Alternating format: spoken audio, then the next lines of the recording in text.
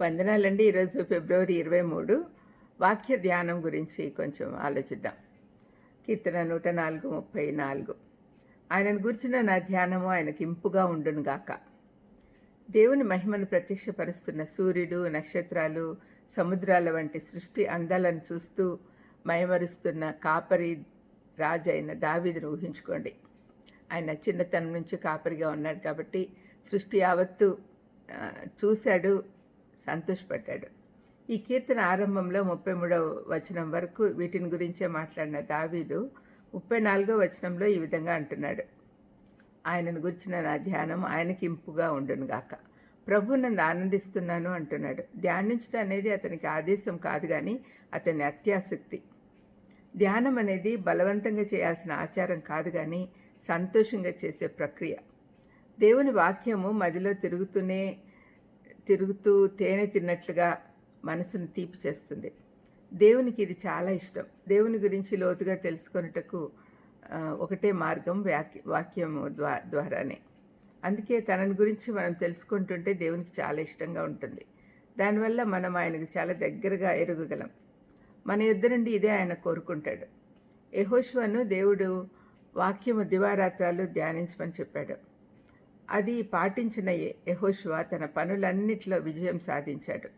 ధ్యానించుట అంటే వాక్యాన్ని నెమ్మదిగా నములుతూ దాని రుచిని ఆస్వాదించుట.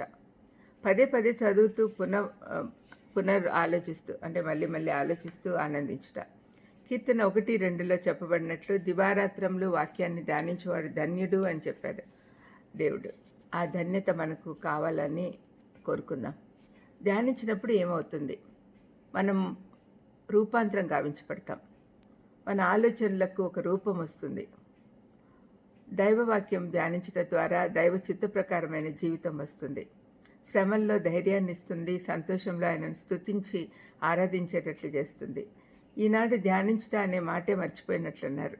చాలామంది బైబిల్ చదువుతున్న ఉంటారు, కానీ దాని సారం గ్రహించరు. అయినా మేమెందుకు ఆత్మీయంగా ఎదగడం లేదు అనుకుంటారు. ఒకసారి తేనెటీగలను జ్ఞాపకం చేసుకోండి. అవి కేవలం పూలపై వాలగానే తేనె వస్తుందా? కొంతసేపు వాటిపై నిలిచి తేనెను కనుగొని జుర్రుకోవాలి. బైబిల్ ఎక్కువ చదివేవాడు కాదు, కానీ ప్రార్థించి ధ్యానించి దైవ సత్యాలు తెలుసుకొని వాటి ప్రకారం జీవించేవాడే బలవంతుడైన జ్ఞానంతో నిండిన క్రైస్తవుడు. క్రైస్తవులు అనేకులు తెలివిలేని వారిగా ఉంటున్నారు. వాక్యంలో ధననిధిని కనుగొనలేకున్నారు. బైబిల్ ఒక మందుల షాప్ అనుకుందాం. అందులో మన పరమ వైద్యుడు రోగంతో బాధపడుతున్న మన ఆత్మను స్వస్థపరచుటకు అవసరమైన మందులతో నింపి ఉన్నాడు. అయితే అందులో ఏమున్నాయో తెలియని వారు తమకు దుఃఖము, శ్రమలు, అనుమానాలు వచ్చినప్పుడు వాటిని ఉపయోగించుకోలేరు. ఎక్కడ ఎతకాలో కూడా తెలియదు.